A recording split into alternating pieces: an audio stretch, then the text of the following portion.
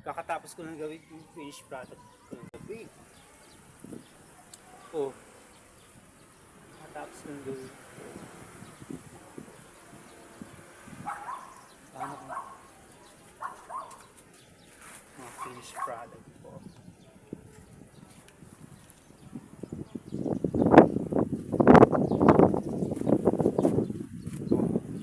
Malaking kikitain ko.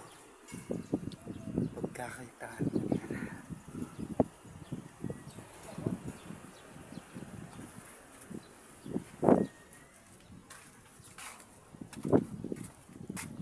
Mahirap lang sa umpisa na magtinda. Noon pa lang, pinagwawala na magtinda ng Ate Liz ko. Nakakapirangkot. Nakakaya sa customer.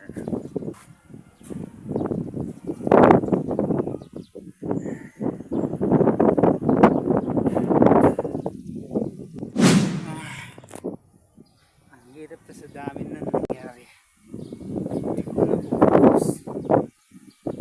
Problema to. Pwede pa babayaan ang negosyo.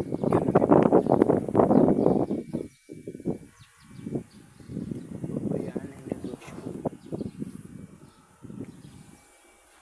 Nagpo-focus na muna ako sa negosyo ko palagi. Para magkapera.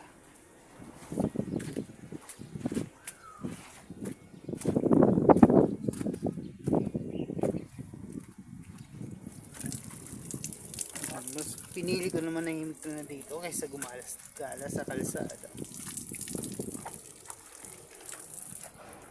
Dami na siguro nakakilala sa akin. Mga friends ni Joyce. Strictest na ako dito. Okay na. Teka, anong ginagawa ng mga ano yun dito? Anong ginagawa niya? Papalusot pala siya.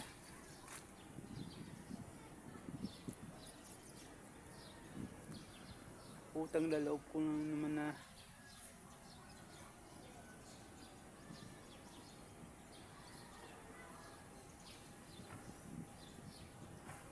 maraming utang na loob lang para sa akin, para sa luho.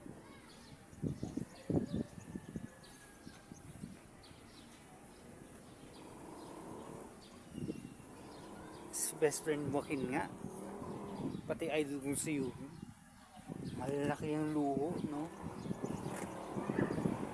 Kabado.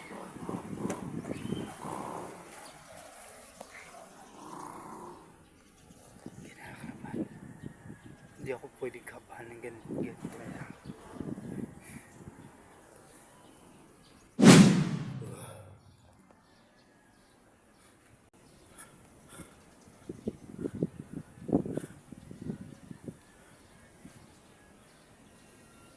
Tumitirik na ang araw para sa akin.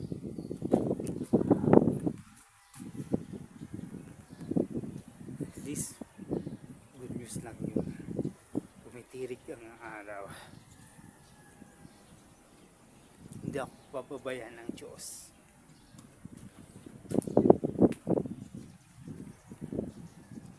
Trabaho. Gusto kong magtrabaho. Pag-uwi ko ng Siargao next year, makapagtapos na ng pag-aaral ko. Grade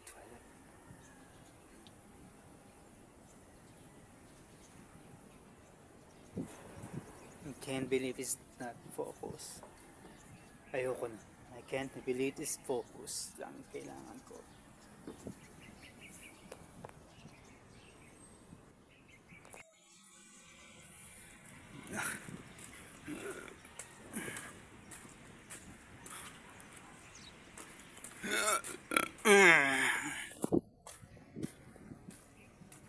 Para ako inaakit ng luho ko, ano. Excited na ako. Sobrang excited na pumasok sa school year para makapagtapos ng grade 12 at para makauwi na ako ng Siargao next year.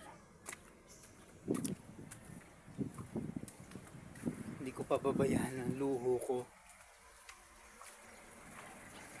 Idol ko nga si Yuwin, hindi pinababayaan ng luho. Pati best friend ko si Joaquin, lalo na yun, hindi pinababayaan ng